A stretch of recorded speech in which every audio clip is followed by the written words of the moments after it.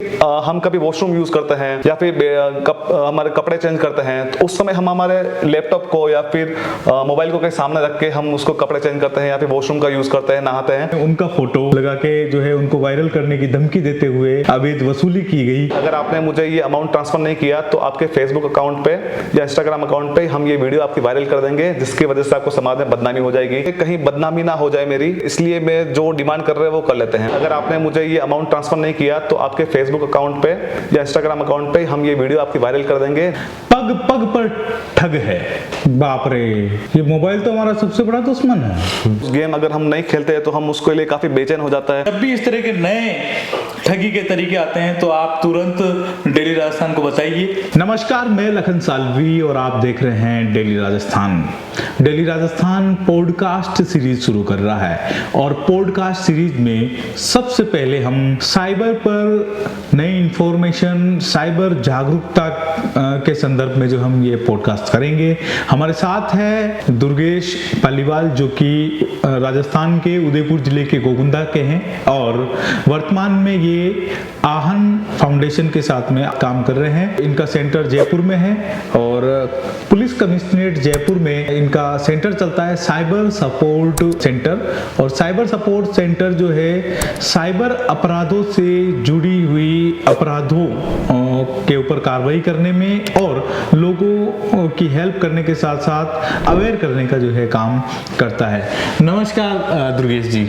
नमस्कार सर। तो सबसे पहले तो आप आहन के बारे में बताइए कि आहन जो है वो कहाँ कहाँ काम कर रहे हैं, किन मुद्दों पर काम कर रहे हैं। आहन फाउंडेशन एक नॉन प्रॉफिट ऑर्गेनाइजेशन है जो कि जयपुर पुलिस कमिश्नरेट और आहन फाउंडेशन के संयुक्त तत्वाधान से एक साइबर सपोर्ट सेंटर चलाया जा रहा है जो कि जयपुर पुलिस कमिश्नरेट में मौजूद है।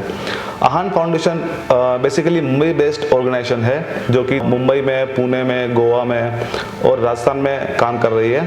राजस्थान में इनका पहला सेंटर जयपुर में खुला है जो कि साइबर अपराध जो होते हैं, साइबर फ्रॉड होते हैं, उनसे कैसे बचना चाहिए, क्या क्या तरीके अपनाने चाहिए, उसको लेकर काम करता है। खासकर मानसिक जो तनाव में होते हैं उनके लिए ज़्यादातर काम किया जाता है कि किस तरह से लोगों को अवेयर किया जा सके और उनके मानसिक तनाव को रोका जा सके और उनको इस साइबर अपराध से बचाया जा सके। तो कितना आपको समय हो गया है इस साइबर सपोर्ट सेंटर के साथ में काम करते हुए? साइबर सपोर्ट सेंटर के साथ काम करते हुए मुझे 7 महीने हो गए हैं। हम थोड़ा तो ये जानना चाहेंगे कि साइबर से ये तो समझ में आता है कि इंटरनेट, कंप्यूटर, नेटवर्क और सोशल साइट्स, वेब दुनिया एक तरीके से, उसके अंदर जो है ये साइबर अपराध जो होते हैं, तो ये अपराधों के प्रकार वो कौन कौन से हैं, किस तरह के अपराध होते हैं या कौन कौन से इश्यूज है जो आपके सेंटर पर आते हैं? जी, तो साइबर सपोर्ट सेंटर पर बेसिकली देखा गया है कि खासकर सोशल मीडिया के और फाइनेंशियल फ्रॉड के केसेस ज़्यादातर पाए जाते हैं। तो अगर हम बात कर रहे हैं फाइनेंशियल फ्रॉड के बारे में, तो जिनके अकाउंट से पैसा चुरा लेना या फिर किसी हैकर के द्वारा उसका डिवाइस को हैक करके उसके अकाउंट से पैसा विड्रॉल कर लेना या तो उनके रिश्तेदारों को कॉल मैसेज करके उनसे पैसा मंगवा लेना, इस तरीके से उनसे पैसा लिया जाता है। और दूसरी सोशल मीडिया की बात कर रहे हैं तो सोशल मीडिया को हैक करके उनके नाम का दूसरा अकाउंट बना दिया जाता है या फिर उसी के अकाउंट को हैक करके उसी के अकाउंट को चलाया जाता है, जो कि उसकी एक देखा जाए तो उसका कई बार देखा जाता है कि न्यूड्स इमेज, अश्लील चित्र होते हैं, वो उस पर अपलोड किए जाते हैं उनको बदनाम करने के लिए या फिर पैसों की डिमांड करने के लिए। ये 2-3 तरीके होते हैं। दुर्गेश जी, आपने जो 2-3 चीजें बताई है, इससे मोटा मोटी ये समझ में आया है कि साइबर से लोग ठगी कर रहे हैं, फ्रॉड कर रहे हैं, पैसा ले लेते हैं, एक चरित्र हनन करते हैं, उनको बदनाम करने का काम जो है सोशल मीडिया के माध्यम से करते हैं। हम सबसे पहले अगर फ्रॉड की बात करें, साइबर ठगी की, तो थोड़ा डीपली केस वाइज हम बात करेंगे कि साइबर ठगी कैसे कैसे होती है, किस माध्यम से होती है, इस पे थोड़ा सा आप फोकस डालिए। जी, साइबर ठगी का सबसे इजी एक्सेस की अगर बात करें कि सबसे सरल तरीका है साइबर अपराध जो करने वाले हैं, वो क्या करते हैं कि आपके व्हाट्सएप पर एक ऐसी फाइल भेजेंगे जिसका नाम होता है .apk। उस फाइल को अगर हम डाउनलोड कर लेते हैं तो हमारा डिवाइस उसी समय हैक हो जाता है और हमारे डिवाइस का एक्सेस किसी हैकर के पास चला जाता है। तो हैकर के पास जाने के बाद वो क्या करते हैं कि हमारे डिवाइस में से एक्सेस लेने के बाद हमारे कांटेक्ट के लोगों को मैसेज करते हैं, उनसे पैसों की डिमांड करते हैं। हमारे जो रिश्तेदार होते हैं, जो हमारे कांटेक्ट के लोग होते हैं, उनको लगता है कि हम उनसे पैसा मांग रहे हैं, हम किसी परेशानी में फंसे हुए हैं, तो वो अपना अकाउंट नंबर भेजते हैं, वो उनको पैसा डाल देते हैं। एक तरीका ये है। तो ऐसी एपीके फाइल जब आती है तो क्या सावधानी रखनी चाहिए लोग? देखिए, एपीके फाइल रिसीव होने के बाद वो क्या क्या कर सकते हैं उसके बारे में हम जानते हैं, क्यों कि हम उससे बच सके, है ना। तो एपीके फाइल रिसीव होने के बाद हम हमारा डिवाइस का फोन पे, गूगल पे का पासवर्ड वो चेंज कर लेते हैं, क्योंकि एपीके डाउनलोड करने से हमारा कॉल फॉरवर्डिंग और मैसेज फॉरवर्डिंग हो जाता है, ऑन हो जाता है। तो हमारे पास क्या ओटीपी एक जनरेट होता है पासवर्ड चेंज करने के लिए। अगर वो ओटीपी जनरेट करते हैं तो ओटीपी सीधा हैकर के पास जाती है। उसके बाद वो फोन पे, गूगल पे का पासवर्ड चेंज करते हैं और आपका अकाउंट से बैलेंस चेक करके जितना भी अमाउंट पड़ा है वो ट्रांसफर कर लेते हैं। दूसरी चीज़ ये कि आपका जो कॉल फॉरवर्डिंग ऑन होता है, तो अगर आपको कोई कॉल करता है कि आपने पैसा मांगा है क्या, हम आपको पैसा डालें क्या, वो क्रॉस वेरीफाई करने के लिए, तो वो उसी आवाज़ में बात करते हैं कि हाँ हमने पैसा मांगा है, हमको हॉस्पिटल में ज़रूरत है या हमारा एक्सीडेंट हो चुका है, कोई भी केस बता सकते हैं वो। तो इस वाले मुद्दे से लेके वो आपको अमाउंट वो है ट्रांसफ़र करने के लिए बोल सकते हैं। और इससे बचने के लिए अगर हम देखा जाए तो एक मेन तरीका है कि हमको अगर एपीके फाइल रिसीव हो रही है तो उसको डाउनलोड करना ही नहीं है। पर वो थोड़ा एडवांस चल रहे हैं। अब एपीके फाइल को तो लगभग लोग जान चुके हैं, आज की युवा पीढ़ी तो एपीके फाइल को समझ ही चुकी है। इक्का दुक्का लोग ऐसे होंगे जो ऐसा कर लेते हैं, एपीके फाइल को डाउनलोड कर लेते हैं, इंस्टॉल कर लेते हैं। लेकिन एपीके से भी एडवांस चीजें भी कुछ आई है क्या मार्केट में, जो दिखती नहीं है कि ये एपीके है, पर वो डाउनलोड किया नहीं कि वो एपीके होगी? ऐसा कुछ माजरे आए आपके सामने? नहीं, ऐसा कुछ नहीं है। एक्चुअली होता ये है कि हम अधिकतर हमारे पास जो केसेस आते हैं वो ये बताते हैं कि मेरा सर हमने तो फ़ोन में कुछ डाउनलोड किया नहीं है फाइल, फ़ोन तो हमारा पड़ा हुआ था, अचानक से फ़ोन हमारा चलने लग गया था, स्क्रीन ब्लिंक करने लग गई थी और हमारा फ़ोन की बैटरी जल्दी लो। ये 2-3 तरीके हैं। हमारा मोबाइल अगर हैक हो जाता है तो कैसे पता करें? तो हमारा स्क्रीन ऑटोमेटिक चलने लगता है, हम कुछ फाइल खोलते हैं तो ऑटोमेटिक बंद हो जाती है, कोई फाइल ओपन हो जाती है, या हमारी स्क्रीन ब्लिंक करती है। तीसरी चीज़, हमारे मोबाइल की बैटरी जल्दी लो होना शुरू हो जाती है और हमारा फ़ोन गर्म होना शुरू हो जाता है। तो अगर ये संकेत अगर आपको लग रहा है कि आपके फ़ोन में है तो समझ लेना कि आपका डिवाइस हैक है। उससे बचने के लिए क्या करना चाहिए कि अगर हमारे व्हाट्सएप पे जाने के बाद, सेटिंग में जाने के बाद अकाउंट्स में जाना है और 2 स्टेप वेरिफिकेशन ऑन करना है उसको, ताकि अगर आपका कोई व्हाट्सएप का एक्सेस लेता है तो आपके पास परमिशन का एक नोटिफिकेशन आएगी। आप अगर एक परमिशन देते हैं तो ही आपका व्हाट्सएप किसी और के पास चालू होगा, वरना वो एक्सेस नहीं देगा। पर दुर्गेश जी, ये तो पहले ही करके रखना चाहिए। अगर हैक हो गया है फिर करने का भी औचित्य है? जी, अगर आपका डिवाइस हैक हो जाता है तो एक गवर्नमेंट की साइट है, एक एप्लीकेशन है गवर्नमेंट की, उसका नाम है mKavach 2.0। उसको डाउनलोड करना है। उसको डाउनलोड करने के बाद हमारा पूरे मोबाइल का एक्सेस उसको अलाउ करना है। अलाउ करने के बाद हमारे फ़ोन को स्कैन करेगा वो, तो पूरी परमिशन देनी है उसको स्कैन करने की। स्कैन करने के बाद आपके डिवाइस में कौन कौन से रिस्क वाले ऐप हैं वो फाइंड करके आपको बता देगा। वो उसके फाइंड करने के बाद आपको दिख जाएगा कि हमारे डिवाइस में एक ऐसा एप्लीकेशन है जो हमारे डिवाइस को हैक कर रहा है, उसको वहां से आपको तुरंत डिलीट कर देना है। उसके बाद जो हमारा कॉल फॉरवर्डिंग और मैसेज फॉरवर्डिंग ऑन हो चुका है उसको बंद करने के लिए #002# डायल करना है, जिसकी वजह से हमारा कॉल फॉरवर्डिंग और मैसेज फॉरवर्डिंग ऑफ हो जाएगा। तो बहुत अच्छी बात आपने कही है। mKavach, कवच का मतलब सुरक्षा। जो हम mKavach नाम का एक एप्लीकेशन है वो अपने मोबाइल में डाउनलोड कर लीजिए और वो जो परमिशन मांगते हैं वो परमिशन दे दीजिए। ये एक ऐसी एप्लीकेशन है जो गलत ऐप जो भी होगी उसको रिमूव करने के लिए भी कहेगी, और आगे ऐसी कोई भी आपके मोबाइल पे अननेसेसरी एक्टिविटी ऐसी कुछ होती है जो हार्मफुल है मोबाइल के लिए, तो वो उसको सिक्योरिटी प्रदान करेगी। तो ये जो आप बता रहे थे कि अभी इस तरीके से एपीके फाइल के माध्यम से जो है मोबाइल को वो कर लिया जाता है। मैं जैसा एपीके फाइल के बारे में बात कर रहा था आपसे कि ऑलमोस्ट ऑलमोस्ट तो जो एपीके फाइल्स होती है उसमें .apk लिखा आता है। बीच में थोड़ा ऐसा भी सुनने में आया था कि इनविटेशन भेज रहे हैं, कि दुर्गेश जी ने मुझे इनविटेशन भेजा है, मुझे लगता है कि इनविटेशन कार्ड आया है, पर क्लिक करते ही वो एपीके फाइल हो रही थी। क्या ऐसे मामले भी कोई आपके सामने आए हैं? जी बिल्कुल, हैकर काफी एडवांस रहता है हमसे। आपने देखा होगा कि खासकर कोई त्योहारों के ऊपर अगर कोई त्योहार आते हैं या फिर कोई ऐसा इवेंट आता है जहाँ पे लोग सेलिब्रेट करते हैं उसको, उस वाले दिनों में ज्यादातर हमारे साथ फ्रॉड होते हैं। क्योंकि हैकर क्या करते हैं कि आपको अगर दिवाली आ गई है तो दिवाली विश करने के लिए आपको एक दिवाली जैसा एक कार्ड बना के भेजेंगे। आपको लगता है कि हमको किसी ने दिवाली विश करने के लिए कुछ भेजा है, या फिर अगर किसी की शादी होती है तो शादी को इन्विटेशन देने के लिए वो शादी का कार्ड बना के भेजते हैं। या फिर कोई खासकर अभी ज्यादातर चल रहा है कि ई चालान के नाम से एप्लीकेशन आती है।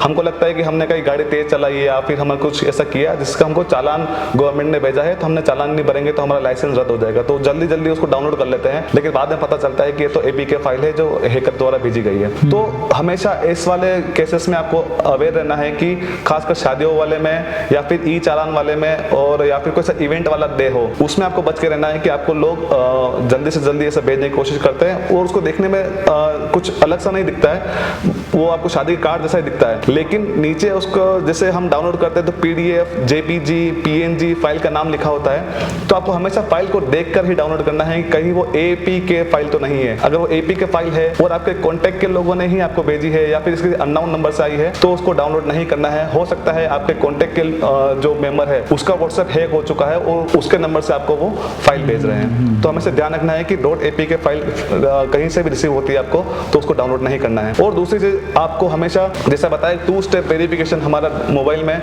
उसको हमेशा ऑन रखना है, साथ में ऑटो डाउनलोड को हमेशा ऑफ रखना है। क्योंकि हम जैसे ही वाईफाई के कनेक्शन में जाते हैं और हमारे फोन में ऑटो डाउनलोड शुरू हो जाता है, जैसे लोग बोलते हैं कि हमने तो कुछ डाउनलोड किया नहीं लेकिन फिर भी हमारा मोबाइल हैक हो गया है, वो इसी वजह से होता है कि हमारा वाईफाई से कनेक्शन में होने के बाद हमारे फोन में ऑटो डाउनलोड हो गई और हमने डाउनलोड करना नहीं चाहा एपीके के फाइल को, लेकिन फिर भी वो डाउनलोड हो गई थी।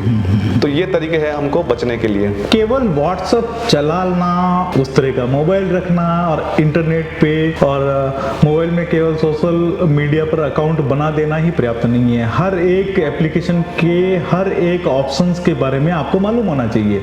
अब ऑटो डाउनलोड की जो महत्वपूर्ण बात दुर्गेश जी ने बताई है, आमतौर पर लोग ऑटो डाउनलोड को चालू रखते हैं या फिर कि अपना खुद का मोबाइल का डेटा खत्म नहीं हो इसलिए वो रखते हैं कि मोबाइल नेटवर्क पे तो डाउनलोड नहीं होना चाहिए, जैसे ही वाईफाई में जाएं कहीं और वो हो जाना चाहिए डाउनलोड। तो ये थोड़ा सा लालच जो होता है कि भाई कहीं ट्रेन रेलवे स्टेशन पे जा रहे हैं, किसी ऑफिस में जा रहे हैं या किसी फ्रेंड के वहां पे जा रहे हैं, तो वहां जब वाईफाई मिलता है तो ऑटो डाउनलोड में फिर वो इस तरह की फाइलें हैं जो डाउनलोड हो जाती है, वो फिर हमारे लिए हार्मफुल जो है वो साबित होती है। तो इससे बच के रहना चाहिए। एक बात और बताना चाहता हूँ मैं, आजकल नया ट्रेंड चल रहा है कि हम कुछ पार्सल ऑर्डर करते हैं तो हमारे पास कोई पार्सल आने वाले होते हैं। अधिकतर लोग पार्सल ऑर्डर करते हैं तो बहुत सारी चीजें आती जाती है ना, तो एक कॉल आता है आपके पास, ये कहा जाता है कि डिलीवरी बॉय जो है आपके घर के आसपास कहीं खड़ा है, उसको आपको घर का एड्रेस प्रॉपर मिल नहीं पा रहा है, तो वो आपको फोन कर रहा है लेकिन आपका फोन लग नहीं रहा है, तो मैं आपको नंबर दे रहा हूँ, उसको आप फोन कर दीजिए क्योंकि बेचारा वो कुछ ही मामूली पैसों में काम कर रहा है और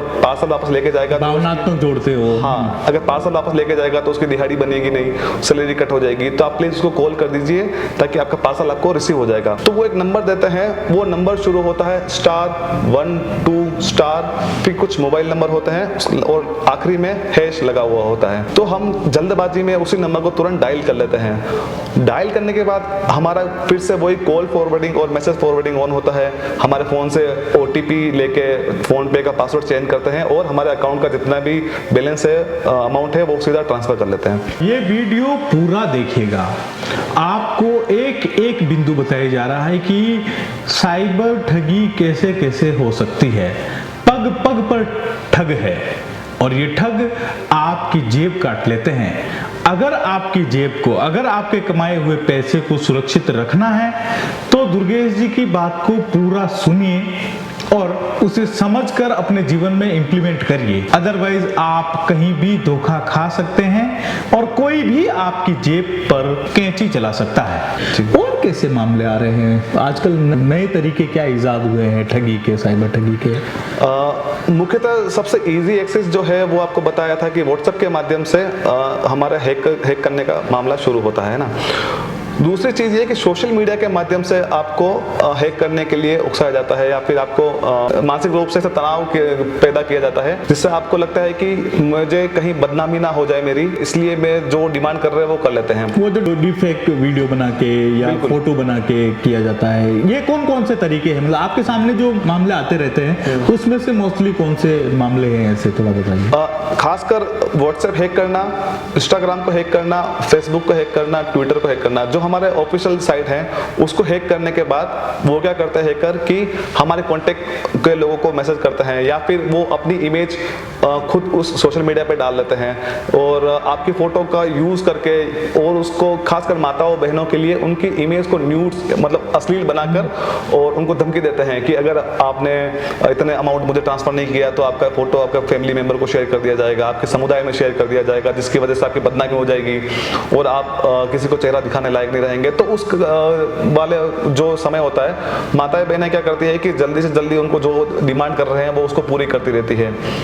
तो उससे बचने के लिए हमेशा ये ध्यान रखना है कि सभी सोशल मीडिया अकाउंट पर 2 स्टेप वेरिफिकेशन ऑन रखें और अगर ऐसा किसी को लगता है कि मेरा फोटो वायरल हो रहा है या फिर मेरी ऐसी गंदी इमेज वायरल होने से मेरा समाज में मेरा बुरा असर पड़ रहा है या फिर मेरी बदनामी हो जाएगी, उस कंडीशन में आप ये कर सकते हैं कि एक स्टॉप NCII के नाम से एक वेबसाइट है, वहां जाके अपना जो न्यूड्स फोटो जो आपको धमकी दे रहे हैं उसको अपलोड करना है, साथ में आपका ओरिजिनल फोटो भी वहां अपलोड करना है, जिसकी वजह से स्टॉप NCII क्या करेगा कि आपका जो न्यूड्स फोटो जहां भी सोशल मीडिया पे चलेगा, चाहे वो फेसबुक पे, व्हाट्सएप पे, इंस्टाग्राम पे, इवन पोर्न साइट पे भी अगर वो इमेज चलता है आपका, तो उसको वहां से वो तुरंत प्रभाव से डिलीट कर देंगे। बहुत बड़ी इंपॉर्टेंट चीज है ये, जो हमेशा याद रखनी चाहिए। हम सबसे ज्यादा किससे घबराते हैं? इज्जत से, कि हमारी इज्जत खराब ना हो जाए, कोई न्यूड फोटो, कोई गलत चीज जो है वो सोशल मीडिया के माध्यम से सोसाइटी में, समाज में, क्षेत्र में ना फैल जाए।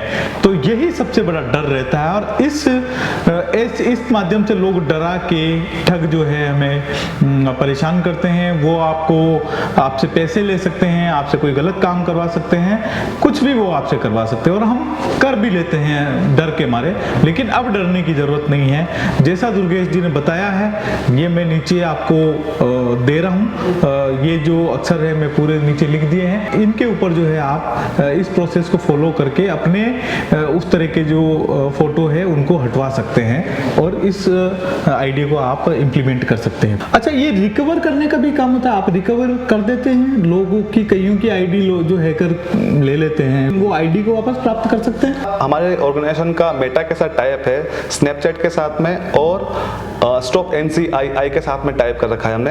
तो अगर किसी के फेक अकाउंट बनता है किसी का या फिर कोई हैक कर लेता है तो हम उसको मेटा को मेल करते हैं। तो मेल करने के बाद कुछ समय लगता है और उस समय के बाद आपका अकाउंट का एक्सेस फिर से आपको प्राप्त हो जाता है। साइबर सपोर्ट सेंटर से कोई कैसे संपर्क करे? साइबर सपोर्ट सेंटर संपर्क करने के लिए MI रोड, सरदार पटेल मार्ग, जयपुर पुलिस कमिश्नरेट में गेट नंबर 1 पर साइबर सपोर्ट सेंटर मौजूद है। तो वहां आके आप संपर्क कर सकते हैं। साथ में मेरा अपना कॉन्टैक्ट नंबर दे दूंगा जो कि ऑफिशियल नंबर है, बोल दीजिए आप एक बार। उसका नंबर है 9136486903। इस नंबर से संपर्क कर सकते हैं। और सबसे खास बात बताना चाहता हूं मैं कि अगर आपके साथ फाइनेंशियल फ्रॉड होता है, पैसों का लेकर कोई लेन देन कर लेते हैं, आपको लगता है कि मेरे साथ फ्रॉड हो चुका है, मेरा अमाउंट किसी गलत अकाउंट में चला गया है, तो आप तुरंत 1930 पे कॉल करें। उससे क्या होगा कि आपका अमाउंट जिस खाते में गया है उस खाते को फ्रीज कर लिया जाता है। वो अमाउंट उसी खाते में फ्रीज रहता है जब तक आप ना चाहे वो अकाउंट से पैसा नहीं निकाल सकता है। आपके साथ और भी कोई क्राइम हो जाता है तो आप cybercrime.gov.in के नाम से एक वेबसाइट है, वहां जाके अपनी कंप्लेंट रजिस्टर कर सकते हैं, जो कि आपके संबंधित पुलिस स्टेशन में जाएगी और वहां से आपकी कार्रवाई शुरू हो जाएगी। फिजिकल हैकर्स के बारे में आप जानते हैं? कोई संपर्क आप में है आपके भी? आप लोग उनका हेल्प लेते हैं? जी नहीं, हम उनका हेल्प नहीं लेते हैं क्योंकि एक गवर्नमेंट की जो हमारी प्रक्रिया है हम उसी को फॉलो करते हैं और जो गवर्नमेंट की प्रक्रिया है वो सबसे सटीक हम मानते हैं उसको, क्योंकि सरकार के जो तौर तरीके हैं हम उसी को फॉलो करेंगे तो हमको तुरंत हमारा जो नहीं, सरकार खुद मतलब साइबर में जो है वहाँ पे भी पुलिस डिपार्टमेंट में भी जो है काफी लोग ऐसे हैं जो एथिकल हैकर है जी, वो, जी। और वो सरकार के साथ में जुड़ के काम कर रहे होते हैं। सरकार में अच्छे लोग भी होते हैं, बुरे लोग भी होते हैं। आपकी नज़र में पिछले 7 महीने में ऐसा कौन सा एक केस आप बता सकते हैं जो यूनिक बिल्कुल अलग तरह का फ्रॉड था? आमतौर पर एपिको फाइल वाला और ये दूसरे तमाम तरह के जो फ्रॉड है उनके बारे में तो अवेयरनेस फैल भी रही है, लोग जानते भी है, हालांकि वो जल्दबाजी में गड़बड़ी तो कर देते हैं लोग, पर जानते हैं। आपकी नज़र में ऐसा कोई केस आया अलग सा जो बिल्कुल यूनिक था इन सब से हटके? जी, 2 केस के बारे में बताना चाहूंगा मैं। हमारे पास एक बुजुर्ग व्यक्ति आते हैं और वो बताते हैं कि मेरे पास एक वीडियो कॉल आया है और मैंने जैसे ही वीडियो कॉल से मैंने फोन उठाया, अननोन नंबर से आया था, तो सामने एक ऐसा इंसान था जो कि अश्लील हरकतें कर रहे थे और उन्होंने जैसे ही वीडियो कॉल उठाया तो उनका चेहरा वहां पे रिकॉर्ड हो चुका था। वो कॉल काटते तब तक 2 से 3 सेकंड उनको लग चुके थे। कॉल काटने के बाद उनका कॉल आता है फिर से, वो बोलते हैं कि अगर आपने मुझे ये अमाउंट ट्रांसफर नहीं किया तो आपके फेसबुक अकाउंट पे या इंस्टाग्राम अकाउंट पे हम ये वीडियो आपकी वायरल कर देंगे, जिसकी वजह से आपको समाज में बदनामी हो जाएगी, तो अगर आप हमको इतना अमाउंट दोगे तो हम आपको कुछ नहीं करेंगे। तो काफी पैनिक कंडीशन में हमारे पास आए थे, तो हमने उनका जो वीडियो बना था उसको स्टॉप NCII पे हमने अपलोड करवाया था और वो वीडियो जो उनका बना था उसको डिलीट किया था। तो वो बुजुर्ग फिर जो है बच पाए, मतलब बाकी उनका वो वायरल कर दिया जाता। गोगुंदा में ऐसा कई लोगों के साथ में हो चुका है, कईयों की कहानियां उन्होंने नहीं बताई बाहर, लेकिन वो जन जन तक पहुंच गई। गाँव में बातें युवाओं के माध्यम से, जैन जी के माध्यम से बहुत जल्दी फैल जाती है। वो भली बात सोशल मीडिया पे न जाए लेकिन ओरली कई लोगों तक ये बात पहुंचती है। कई लोग ठगी का शिकार हो चुके हैं जब किसी अश्लील महिला के साथ या पुरुष के साथ में उनका फोटो लगा के जो है उनको वायरल करने की धमकी देते हुए अवैध वसूली की गई। ऐसे बहुत सारे मामले हुए। लेकिन ऐसा अगर आपके साथ में कभी होता है तो एक तो आपने जो बताया है कि इस पे आप जाके है जो अपनी उस तस्वीर को डाल के, क्योंकि भेजने वाले क्या जो आपका ऐसा अश्लील फोटो बना रहे हैं वो सबसे पहले आपको भेजते हैं कि आप मुझे पैसे दो, नहीं तो इस फोटो को मैं वायरल कर दूंगा या इस वीडियो को मैं वायरल कर दूंगा। तो आपको वही वाली तस्वीर जो व्हाट्सएप पे भेजी गई है तो उसको डाउनलोड करके उससे स्टॉक पर इस तरीके से चढ़ा के जो है उसको हटवानी है। दूसरा एक और तरीका अभी पिछले दिन मेरी जानकारी में आया, जहां पे एक पुलिस अधिकारी जानकारी दे रहे थे कि जब कभी आपके पास कोई वीडियो कॉल आता है और अननोन नंबर से आता है, सोशल मीडिया साइट से भी आता है, कई बार फेसबुक से भी आ जाता है, तो ऐसे में आपको जब आप नहीं जान रहे हैं कि ये वीडियो कॉल किसका है, तब आपको सीधा वीडियो कॉल अटेंड करने से पहले अपने फ्रंट के कैमरे पर उंगली रख देनी है। तो क्या होगा, आपकी तस्वीर सामने वाले के वहां पे शो नहीं होगी, वो तो दिख जाएगा पर आपकी तस्वीर, और जैसे ही आप देखेंगे कि यार ये तो इसको मैं नहीं जानता हूँ या ये तो कोई अश्लील हरकत कर रहे वो कर रहे हैं, तो फिर आप तुरंत उसको डिस्कनेक्ट कर दीजिए। तो आपका उंगली लगाने से ये होगा कि आपका चेहरा सामने वाला के पास में नहीं जाएगा। ये भी आप सावधानी बरत सकते हैं। साथ में एक चीज बताना चाहूंगा मैं इसके साथ में कि हमारे मोबाइल में हम बहुत सारे एप्लीकेशन ऐसे डाउनलोड करते हैं, तो एप्लीकेशन डाउनलोड करने के टाइम पे हम उसको देखते नहीं कि वो किसकी परमिशन ले रहा है, तो हम उसको अलाउ कर लेते हैं उसको। तो ऐसी बहुत सारी एप्लीकेशन है जो कि एथिकल नहीं है ना, तो वो जैसे अलाउ करने के बाद हम उसको लगता है कि हमारे फोन में चलो एप्लीकेशन इंस्टॉल हो चुकी है, लेकिन बहुत सारे केसेस में से देखा गया है कि हमारे परमिशन के बिना हमारे कैमरे को एक्सेस करते हैं। हमको लगता है कि हमारा मोबाइल तो स्क्रीन लॉक है, इसकी कोई पड़ा है तो कोई दिक्कत वाली बात नहीं है, लेकिन हम कभी वॉशरूम यूज करते हैं या फिर हमारे कपड़े चेंज करते हैं, तो उस समय हम हमारे लैपटॉप को या फिर मोबाइल को कहीं सामने रख के हम उसको कपड़े चेंज करते हैं या फिर वॉशरूम का यूज करते हैं, नहाते हैं, तो हमारी परमिशन के बिना हमारी वीडियो रिकॉर्ड हो जाती है। और रिकॉर्ड होने के बाद हैकर आपको फिर से वही कोई डिमांड करते हैं, पैसों की डिमांड या फिर किसी को बदला लेना है, तो वो इस तरह से हरकतें कर सकते हैं। तो कभी भी याद रखें कि हम जब भी वॉशरूम यूज कर रहे हैं या फिर कपड़े चेंज कर रहे हैं, हमारा मोबाइल या लैपटॉप जिसका कैमरा हमारे सामने तरफ ना हो, और या तो उसके ऊपर कुछ ढक दीजिए या फिर उसको साइड में रखने के बाद ही हम वॉशरूम यूज करें या फिर कपड़े चेंज करें। बाप रे, ये मोबाइल तो हमारा सबसे बड़ा दुश्मन है, जिसे हम अपना सबसे प्यारा दोस्त समझ रहे हैं, वो तो हमारे साथ में ठगी कर रहा है। मोबाइल है जो वो हमें देख रहा है, हमारी रिकॉर्डिंग कर रहा है, पर क्यों कर रहा है? क्योंकि हमने उसको परमिशन दे रखी है। तो सावधान रहे, क्या परमिशन देनी है क्या नहीं देनी है ये आप लोग तय करिएगा। दूसरा तरीका जो बता रहा था मैं, एक डिजिटल अरेस्ट के नाम से एक चीज सुनी होगी आपने कि हमारे पास एक वीडियो कॉल आता है जिसमें हमको बताया जाता है कि हाँ हम एक पुलिस वाले हैं और एक किसी पुलिस स्टेशन बना रखा होता है उन्होंने, और पूरा मतलब एक आपको देखने में ऐसा लगेगा कि वो सामने जो भी बैठे इंसान वो एक पुलिस वीडियो कॉल करते हैं जिसमें दिखता है ऐसा कि पुलिस अधिकारी बैठे हैं और पुलिस अपने मतलब अपने कार्यालय में बैठ के वो कॉल कर रहे हैं, बिल्कुल लगता है। बिल्कुल। तो हमारे पास इस तरह से जब कॉल आता है तो अगर हम डर जाते हैं कि मैंने ऐसा कौन सा गुनाह कर लिया है जिसकी वजह से मेरे पास सीधा पुलिस का फोन आया है, तो उस केस में क्या होता है कि हमको वो इस तरह से बताते हैं कि आपके अकाउंट में कोई ऐसी राशि आई है जो कि फ्रॉड की राशि है और वो राशि आपने उसका यूज किया है, तो इसलिए आपको डिजिटल अरेस्ट किया जाता है। आप जो बाहरी दुनिया है उससे संपर्क नहीं रख सकते, अभी किसी का भी कॉल आए तो आप नहीं उठा सकते हैं, जैसा जैसा हम बता रहे हैं वैसा वैसा करिए। और अगर इसके बारे में आपने कहीं से शिकायत करी तो सीधा पुलिस आपके घर पे आएगी और आपको अरेस्ट कर लिया जाएगा और लंबे समय तक आपको जेल में रखा जाएगा। ऐसा आपके पास में मामला आया? जी बिल्कुल। तो उस कंडीशन में क्या होता है कि खासकर बुजुर्ग जो लोग होते हैं वो लोग इसमें ज्यादा फंसते हैं, तो उनके पास जैसे कॉल आता है तो वो क्या करते हैं कि किसी को बताते नहीं है और अपना जो अमाउंट है वो उसको चेक करने लगते हैं कि मैंने ऐसा कौन सा अमाउंट है जो कि फ्रॉड की राशि है, मैंने कौन सी फ्रॉड की राशि मैंने ले ली है या किसी को दे दी है। तो उस कंडीशन में क्या करते हैं वो कि जैसा जैसा वो सामने ऑफिसर जो बैठे होते हैं वो बताते रहते हैं कि ये स्टेप लीजिए, आप इस अकाउंट में इतना पैसा पड़ा है तो आप इतना पैसा उस अकाउंट में डालिए, हमारे खाते में डालिए, जो भी होता है स्टेप जैसे बताते रहते हैं वैसे वो करते रहते हैं और इसके कानो कान किसी को भनक तक नहीं लगने देते, क्योंकि वो उस समय ऐसा वातावरण क्रिएट करते हैं जिसकी वजह से वो काफी पैनिक कंडीशन में होते हैं और किसी को बताने लायक नहीं रहते वो। और जब सारा अमाउंट किसी के साथ ट्रांसफर हो जाता है उसके बाद वो बताते हैं कि मेरे साथ ऐसा फ्रॉड हुआ है, बाद में पता चलता है कि ये तो उसके साथ डिजिटल अरेस्ट हुआ है। तो इसमें बचने के लिए यही है कि अगर आप पुलिस कभी भी इस तरह से वीडियो कॉल करके या फिर कोई व्हाट्सएप के माध्यम से कोई नोटिस जारी करके आपको अरेस्ट नहीं कर सकती है।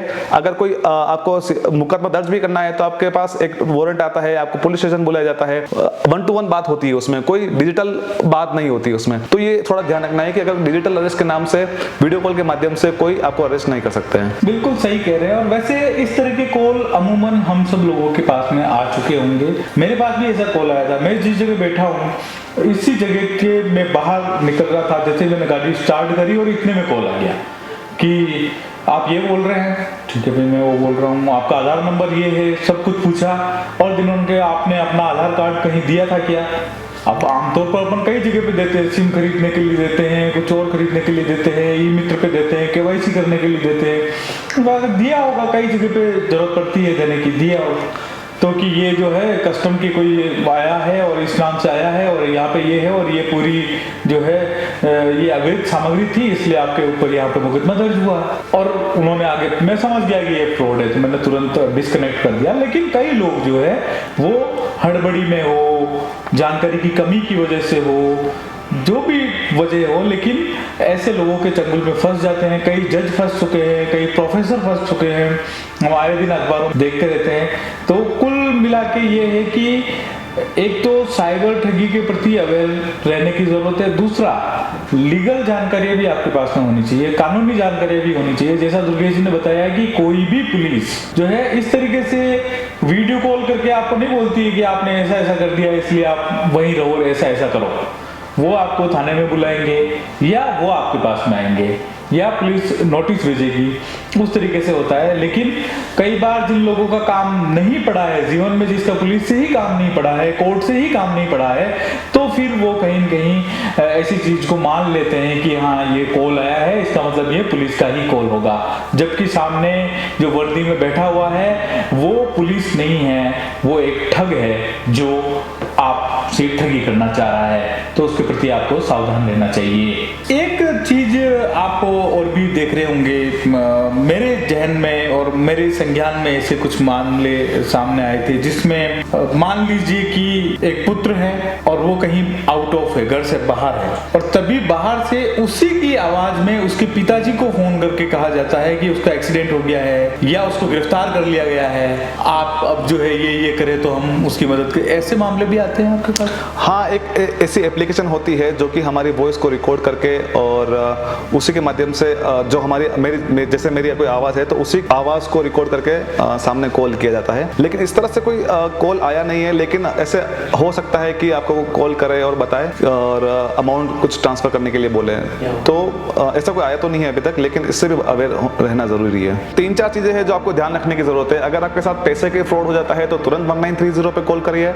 अगर आपको आपको पुलिस स्टेशन जाना है या फिर आप किसी कारणवश पुलिस स्टेशन नहीं जा सकते हैं, तो cybercrime.gov.in के नाम से एक वेबसाइट है, वहाँ पे अपनी कंप्लेंट रजिस्टर कर सकते हैं। स्टॉप NCII है, जहाँ पे न्यूड्स इमेज और इस तरह से इमेज जो है आपको टेक इट डाउन करना है, वहाँ पे आप इमेज डाउन अपलोड कर सकते हैं। इसके अलावा अगर आपको कोई सोशल मीडिया से रिलेटेड जानकारी चाहिए कि हमको अपना डिवाइस कैसे सुरक्षित रखना है, क्या क्या स्टेप हमको फॉलो करना है, तो आप हमसे सीधा संपर्क कर सकते हैं। हम इसके लिए आपके हमेशा मदद करने के लिए तैयार हैं। आपका जो ये सेंटर है साइबर सपोर्ट सेंटर, इस पर एवरेज महीने की कितनी शिकायतें मिल रही है?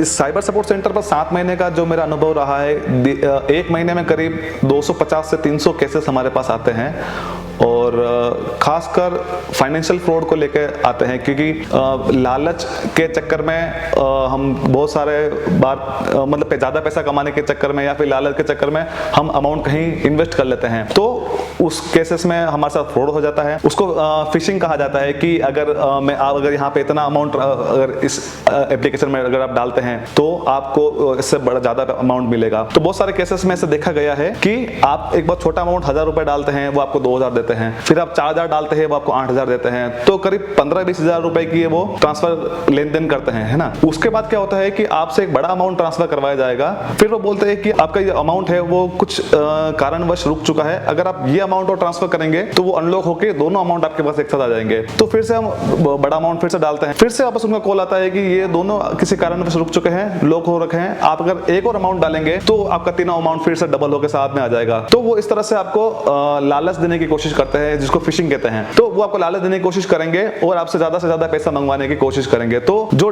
पैसा डबल करने की जो स्कीम है, कृपया उसमें ना फंसे। फिशिंग के केसेस कितने हो रहे हैं?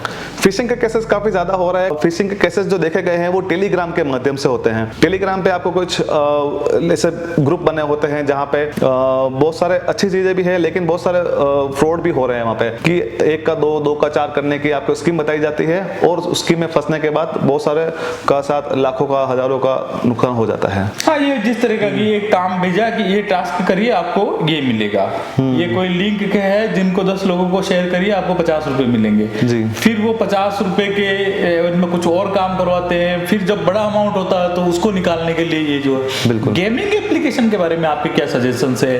क्या गेमिंग एप्लीकेशंस में आज का जेन जी, आज के युवा बहुत सारी चीजों में घुसते जा रहे हैं? एविएटर्स जैसे गेम आते हैं, एक डीसी गेम इधर चला था जिसमें काफी, मैं जहाँ गोविंदा में रहता हूँ यहाँ पे भी काफी लोग ड्राइवर से लेके फल फ्रूट की लारी से लेके दुकानदारों से लेके कई युवा, कई लोग हैं जो इस बीसी गेम के चक्कर में आए हैं और उसमें फिर वो फंसते हैं और लाखों रुपए का उनके ऊपर कर्जा हो जाता है। और तो इस ऐसे भी कोई मामले आपके पास आते हैं? बिल्कुल, ऐसे बहुत सारे गेम है जो कि पैसों का लेन देन देके करके होता है। जैसे कि अगर आपने वो गेम जीत लिया तो वो डबल अमाउंट रिटर्न होगा, तो इस तरह के गेम है उससे हमेशा बचना चाहिए, खासकर जो कि पैसों से लेन देन होता है। और अधिकतर केसेस में लूडो जो गेम है, लूडो के माध्यम से कोई एक बेट लगती है, उसमें कुछ 50-50% दोनों अमाउंट मिलाते हैं, जो जीत गया 100% उसका हो जाएगा। तो इस तरह से गेम पैसों के लेन देन वाले जो गेम होते हैं वो काफी एडिक्ट बन जाते हैं हमारे लिए और हम उसमें काफी सारी राशि हार जाते हैं। तो जो पैसों का अमाउंट वाला ट्रांसफर करने वाला जो गेम है, जिससे हमको लालच है कि हम ये गेम खेलेंगे तो हमको बहुत सारे पैसा जीत जाएंगे, उस गेम से बचना चाहिए। और हमको लगता है कि हमारे साथ फाइनेंशियल फ्रॉड नहीं हो रहा है, हमारा कुछ पैसों का नुकसान नहीं हो रहा है, इसलिए हम इस गेम को खेल लेते हैं। तो हमको ये मतलब समझने की जरूरत है कि पैसों से ज्यादा हमारी मानसिक संतुलन को ठीक रखना भी उतना ही जरूरी है जितना हमारे लिए पैसा है। क्योंकि बहुत सारे गेम में हमको लगता है कि हमारा कुछ पैसों का नुकसान नहीं हो रहा है, लेकिन हम उस गेम को खेलते रहते हैं। कुछ समय बाद हमारा वो गेम हमारी लत लग जाती है, आदत बन जाती है, एडिक्शन हो जाता है। तो हम उस गेम को बार बार खेलते रहते हैं। उस गेम अगर हम नहीं खेलते हैं तो हम उसके लिए काफी बेचैन हो जाता है, एक तरह का नशा हो जाता है उस गेम का। तो हमेशा जरूरी नहीं है कि कुछ पैसों का नुकसान हो रहा है या फिर पैसे मिल रहे हैं इसलिए गेम खेले, नहीं, हमारा मानसिक संतुलन भी रहना जरूरी, ठीक रहना जरूरी है। मानसिक स्तर को ठीक रखने के लिए ही हम जीवन जी रहे हैं। थैंक यू दुर्गेश जी, आपने बहुत महत्वपूर्ण बातें कही है। आप सब लोग जो सुन रहे हैं, खास तौर पर इनके जो बचपन के साथी रहे हैं और गोविंदा में जितने युवा साथी है, कम से कम वो लोग भी इन चीजों को फॉलो कर ले तो ये वीडियो बनाना हमारे लिए सार्थक हो जाएगा। दूसरी चीज दुर्गेश जी मैं ये जानना चाहूंगा, देखिए अनुभव सबसे बड़ी चीज होती होती है। आपने 7 महीने यहाँ पर काम कर रहे हैं आप, 7 महीने से पहले के जीवन में, आपके जीवन में भी ऐसे खेल आए, आपने भी कोई खेल खेले, आपने के साथ में भी कोई साइबर ठगी हुई, आपके पर्सनल अनुभव क्या रहे हैं इन तमाम चीज़ों को लेके, है ना? तो वो थोड़ा सा आप शेयर करेंगे तो। और जी, तो मेरा अनुभव ये रहा है कि यहाँ से जुड़ने से पहले मुझे लगता था कि मैं एक सोशल मीडिया पे एक्टिव पर्सन हूँ, तो मुझे लगता है कि सोशल मीडिया पे जो फ्रॉड होते हैं उसके लिए मैं काफ़ी अवेयर हूँ, किस तरह से अपराध किए जाते हैं, हैकर क्या क्या तरीके अपनाते हैं, तो उसके लिए मैं काफ़ी अवेयर हूँ मैं। लेकिन जब यहाँ से जुड़ा मैं तो मुझे लगा कि नहीं, ये बहुत ऊपर की चीज़ें मुझे पता थी, डीप तरीके से कैसे हैकर आपके दिमाग को कैप्चर करता है, कैसे दिमाग को कैप्चर करता है और आपको किस तरह से, मतलब आपको उस गेम को खेलने के लिए या फिर अमाउंट को ट्रांसफर करने के लिए आपको मजबूर कर देता है। आपको ऐसे बातें करता है कि आपको लगता है कि अगर मैंने ये नहीं किया तो मेरा बहुत बड़ा नुकसान हो जाएगा, तो मुझे करना जरूरी है, अगर ये कर लिया तो बहुत अच्छा हो जाएगा, मेरे जीवन में काफी अच्छी चीजें हो जाएगी, पैसा मिल जाएगा मेरे को, बहुत अच्छी नई चीजें सीख लूंगा मैं, या तो ऐसे बहुत सारे तरीके होते हैं। बिल्कुल हिप्नोटाइज करने जैसा है, क्योंकि कई प्रोफेसर फंसते हैं ना, जब आम लोग सोचते हैं ना अरे प्रोफेसर फंस गया, जज फंस गए, वो फंस गए, तो कुल मिला के उस समय परिस्थिति ही वो ठग इस तरह की तैयार करते हैं कि लोग उसमें फंस जाते हैं। बिल्कुल जी। और तो हमेशा हमने अपने आप को अपडेट रखना जरूरी है, किस तरह से फ्रॉड हो रहे हैं, अपडेट नहीं है वो फंसते हैं। बिल्कुल तो अपडेट रहना इसलिए जरूरी है कि क्योंकि हमको पता नहीं होता है कि हैकर क्या क्या नए तरीके अपना रहा है। तो उसके लिए आप जयपुर पुलिस का एक पेज बना रखा है, उसको फॉलो कर सकते हैं आप, वहां पे किस तरह से हैकर नए तरीके अपना रहे हैं उसको फॉलो करके देखेंगे तो आपको पता चलेगा और आप अपडेट रहेंगे। और साथ में ही आप अपने फैमिली मेंबर को और अपने कम्युनिटी के लोगों को आप अवेयर करते रहेंगे, रिश्तेदारों को, दोस्तों को बताते रहेंगे, तो वो भी अवेयर रहेंगे, तो साइबर अपराध हमारे साथ बहुत कम हो जाएगा। धन्यवाद। तो दुर्गेश जी की कही हुई बातों का जो है आप लोग ख्याल रखिएगा। तो जैसी जो हमारी सोच है ना कि बड़े बड़े लोग फंस जाते हैं, अरे वो कैसे फंस गए, क्योंकि वो अपडेट नहीं थे इसलिए फंस गए। तो आज के समय में जो कुछ चल रहा है, नए हर रोज ठगी का नया तरीका सामने आता है, तो इन नए तरीकों को से हमें अपडेट रहना पड़ेगा कि अभी कैसे क्या चल रहा है। और बिना समझे बुझे वो घंटी जो थी ना एक फिल्म में हेरा फेरी फिल्म, जो उसमें जैसे ही गोलमाल है वही सब गोलमाल है, वो ऐसा आता था ना कि जब भी कभी गलत हो रहा है, जहां कहीं हमारे को डाउट लग रहा है तो तुरंत हमारे दिमाग की घंटी बज जानी चाहिए कि इस पे हमको क्लिक नहीं करना है या ये नहीं करना है, थोड़ी देर इसके बारे में समझना है, उसके बाद जो है आगे का कदम उठाना है। धन्यवाद दुर्गेश जी, फिर से फिर मिलेंगे कुछ और कहानियों के साथ में। और जब भी इस तरह के नए ठगी के तरीके आते हैं तो आप तुरंत डेली राजस्थान को बताइए, ताकि हम फिर से जनता को अवेयर करने के लिए इस तरह के एपिसोड बनाएंगे। धन्यवाद। इस पॉडकास्ट को आपने ध्यान से सुना, इसके लिए आपका बहुत बहुत आभार। आप इस चैनल को सब्सक्राइब कर लीजिए, साथ ही इस वीडियो को लाइक कर दीजिए, शेयर कर दीजिए। जन जागरूकता के लिए एक कदम आप भी उठाइए।